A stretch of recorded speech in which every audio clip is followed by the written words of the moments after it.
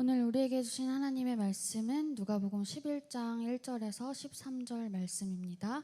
누가복음 11장 1절에서 13절 말씀입니다. 함께 교독하겠습니다. 예수께서 한 곳에서 기도하시고 마치심에 제자 중 하나가 여짜오되 주여 요한이 자기 제자들에게 기도를 가르친 것과 같이 우리에게도 가르쳐 주옵소서. 예수께서 이르시되 너희는 기도할 때 이렇게 하라.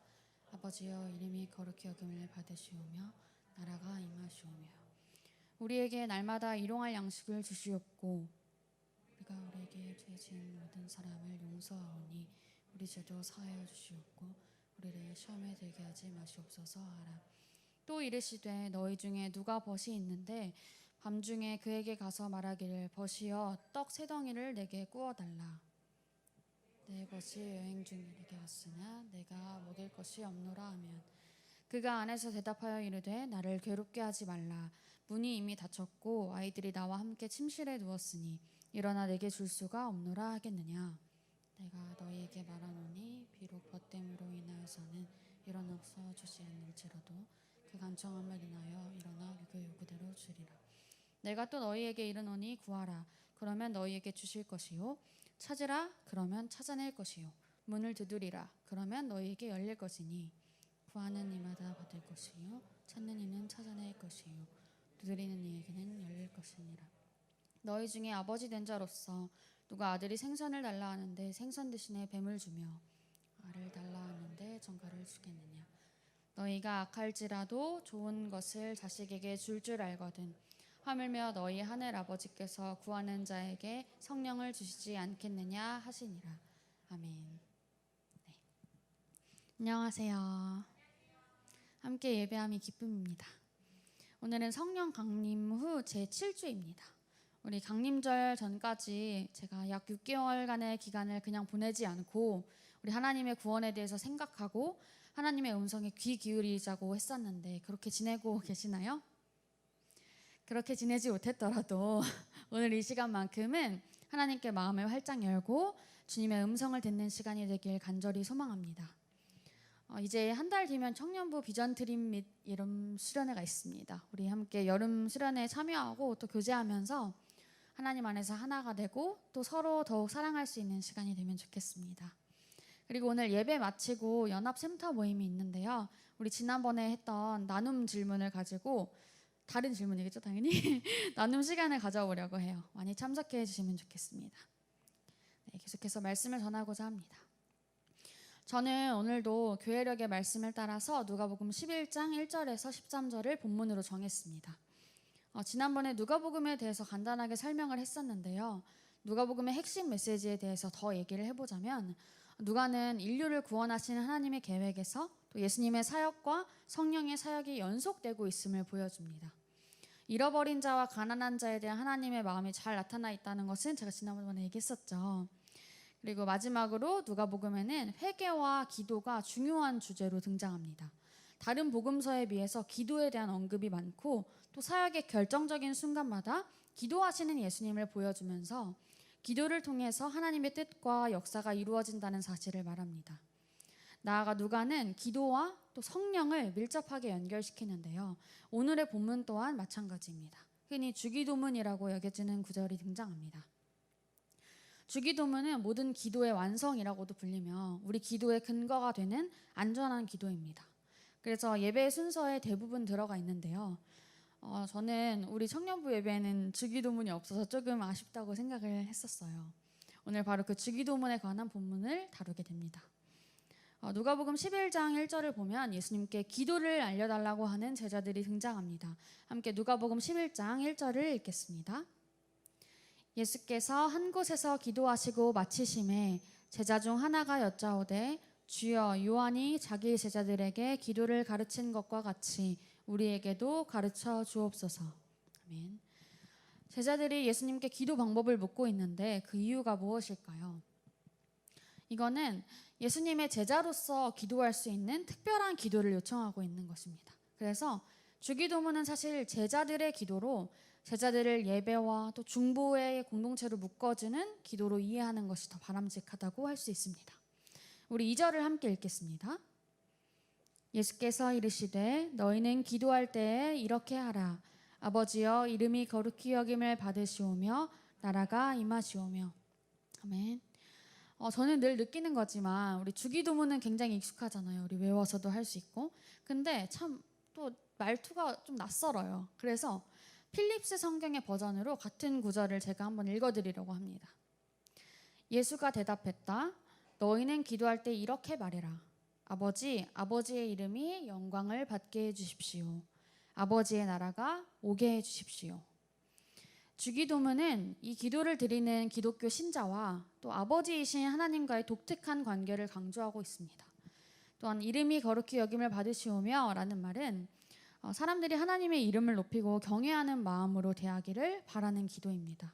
여기서 하나님의 이름은 그 이름뿐만 아니라 하나님의 평판과 하나님에 대해 언급되는 모든 것을 포함하고 있습니다. 그리고 나라가 임하시오며 라고 하는 것은 하나님의 통치와 다스리심이 예수님이 다시 오셔서 그 나라를 완벽하게 실현하시는 그 날까지 사람들의 마음과 또 삶 속에서 계속해서 지속되기를 강조하고 있는 것입니다. 우리 다음 3절과 4절을 함께 읽겠습니다. 우리에게 날마다 일용할 양식을 주시옵고 우리가 우리에게 죄 지은 모든 사람을 용서하오니 우리 죄도 사하여 주시옵고 우리를 시험에 들게 하지 마시옵소서 하라. 마찬가지로 필립스 성경의 버전으로 제가 읽어드릴게요. 우리에게 매일 필요한 양식을 주시고 우리가 우리에게 잘못한 사람들을 다 용서하니 우리의 잘못도 용서해 주십시오. 우리로 유혹을 피하게 해 주십시오. 아멘. 일용할 양식은 신자들이 가지고 있는 모든 육체적인 필요가 포함이 되는데요. 우리 신실하신 하나님께서는 이것을 한 번에 다 주시는 것이 아니라 매일매일 우리에게 공급해 주십니다. 또한 우리 죄도 사하여 주시옵고 라고 하는 것은 최초로 우리를 구원하신 그것이 아니라 하나님과의 관계를 계속해서 유지하는 데 필요한 지속적인 죄의 고백을 의미합니다. 그런데 그 앞에 우리가 우리에게 라고가 들어가 있죠. 이렇게 하나님의 용서를 구할 때에는 타인을 용서하는 일이 먼저 요구됩니다. 이것뿐만 아니라 우리를 시험에 들게 하지 마시옵소서 라는 구절과 같이 계속해서 2인칭 복수형인 우리가 사용됩니다. 이것은 제자들의 기도가 개인을 위한 것이 아니라 신자들의 공동체 전체를 위한 것임을 보여주고 있습니다. 이렇게 기도를 알려달라고 하는 제자들에게 예수님은 자신의 기도 방법을 가르쳐 주십니다. 그것은 신을 불러내는 주문과 같은 것이 아니라 항상 우리 곁에 계셔서 그 하나님께 그 하나님 아버지께 나아가는 기도, 그리고 내가 낮아지고 또 어떨 때는 드러나지 않더라도 우리 하나님과 우리 하나님의 이름만 드러나길 바라는 기도, 또 내가 사는 이 오늘이 하나님이 다스리시는 천국이 될 수 있도록 그 천국을 상상하게끔 보여주는 그런 하루가 되길 바라는 기도, 또 일용할 양식에 깃들어 계신 하나님을 발견하고 싶습니다 라고 하는 기도여야 한다고 말씀하십니다. 그리고 아마도 가장 고귀한 기도 제목은 예수님의 기도를 담게 해달라는 기도일 것입니다. 예수님은 이렇게 기도 방법에 대해서 이야기하신 후에 기도에 대한 비유를 들어주십니다. 바로 11장 5절에서 8절 부분인데요. 우리 함께 읽어보겠습니다. 또 이르시되 너희 중에 누가 벗이 있는데 밤중에 그에게 가서 말하기를 벗이여 떡 세 덩이를 내게 구워달라. 내 벗이 여행 중에 내게 왔으나 내가 먹일 것이 없노라 하면 그가 안에서 대답하여 이르되 나를 괴롭게 하지 말라. 문이 이미 닫혔고 아이들이 나와 함께 침실에 누웠으니 일어나 내게 줄 수가 없노라 하겠느냐. 내가 너희에게 말하노니 비록 벗됨으로 인하여서는 일어나서 주지 아니할지라도 그 간청함을 인하여 일어나 그 요구대로 주리라. 아멘. 제가 한번 또 같은 부분을 필립스 성경 버전으로 읽어드리겠습니다. 잘 들어주세요. 너희 가운데 누가 한밤중에 친구에게 가서 사랑하는 친구 빵 3개만 빌려주게. 내 친구가 막 여행을 마치고 왔는데 그 친구에게 내놓을 음식이 없네 라고 말한다고 하자. 그러면 그는 집 안에서 자네 문제로 나를 귀찮게 하지 말게. 현관문은 이미 잠겼고 아이들과 나는 잠자리에 들었네. 지금 일어나서 자네에게 무언가를 줄 수는 없네 라고 대답할 것이다. 그러나 내가 너희에게 말한다. 그가 그저 친구라는 이유만으로는 일어나 친구가 원하는 것을 주지 않는다 해도 만약 끈질기게 계속 청한다면 정신을 차리고 일어나서 친구에게 필요한 것을 다 줄 것이다. 예수님은 기도를 포기하지 말라고 말씀하고 계십니다. 여러분 또한 이 말씀과 같이 친구에게 밤중에 찾아가서 갑자기 밥을 달라고 요구하는 것, 또 정중하게 돌아가, 안 돼, 돌아가, 오늘은 안 되겠어 라고 부탁을 해도 끝까지 애원하는 것은 친구 사이에 이런 예의를 따지거나 또 헤아려 본다면은 힘든 일이고 어쩌면 불가능한 일이었을 거예요. 그런데 진짜 급한 무언가가 있다면 체면은 핑계에 불과하니 가능했을 일입니다. 말씀은 하나님 앞에서 이런 끈기가 필요한 것을 이야기하고 있습니다. 그런데 여기서 우리가 착각하지 말아야 할 것은, 여기서 끈기는 하나님이 우리의 고집을 들어주실 때까지 괴롭히는 열심이 아니라 하나님의 권능을 절대적으로 의존해서 영적인 싸움에서 물러서지 않는 열정을 말하고 있다는 것입니다. 우리는 이 부분을 통해서 기꺼이 기도에 응답하시고자 하는 하나님의 마음을 느낄 수 있습니다. 바로 아버지의 마음이죠. 우리 다음으로 11장 9절에서 13절까지의 말씀은 기도에 대한 다양한 권면의 내용입니다. 우리 함께 읽어보겠습니다. 내가 또 너희에게 이르노니 구하라 그러면 너희에게 주실 것이요 찾으라 그러면 찾아낼 것이요 문을 두드리라 그러면 너희에게 열릴 것이니 구하는 이마다 받을 것이요 찾는 이는 찾아낼 것이요 두드리는 이에게는 열릴 것이니라. 너희 중에 아버지 된 자로서 누가 아들이 생선을 달라 하는데 생선 대신에 뱀을 주며 알을 달라 하는데 전갈을 주겠느냐. 너희가 악할지라도 좋은 것을 자식에게 줄 알거든 하물며 너희 하늘 아버지께서 구하는 자에게 성령을 주시지 않겠느냐 하시니라. 아멘. 제가 또 필립스 버전으로 읽어보도록 하겠습니다. 그러므로 내가 너희에게 말한다. 구해라 그러면 받을 것이다. 찾아다녀라 그러면 찾을 것이다. 두드려라 그러면 문이 열릴 것이다. 구하는 자는 항상 받고 찾아다니는 자는 항상 찾고 두드리는 이에게 문이 열릴 것이다. 너희 중 몇은 아버지인데 아들이 생선을 달라고 하는데 대신 뱀을 주겠느냐? 혹은 아들이 달걀을 달라고 하는데 전갈을 선물로 주겠느냐? 너희가 악할지라도 자녀들에게는 좋은 것을 줄 아는데 하늘에 계신 너희 아버지가 구하는 애들에게 성령을 주실 가능성이 훨씬 크지 않겠느냐? 아멘. 예수님은 덜 좋은 것에 속지 말고 가장 좋은 것을 구하고 찾고 두드리라고 말씀하고 있습니다. 생선과 뱀, 알과 전갈은 서로 모양이 비슷할 수도 있고 사람들은 헷갈릴 수도 있겠지만 아버지는 헷갈리지 않고 자녀에게 먹을 수 있고 안전한 생선과 알을 선물로 줄 것입니다. 우리가 하늘의 복과 세상의 욕심을 구분하지 못하고 방황하더라도 하나님은 우리에게 가장 좋은 성령을 정확하게 부어주시고 그 성령님 안에서 세상의 필요와 기쁨을 채워갈 수 있도록 도와주실 것입니다. 하나님을 구하라, 하나님께 기도하라는 말이죠. 또 하나님을 찾으라, 자비를 얻기 위해 하나님의 문을 두드리라고 예수님이 말씀하십니다.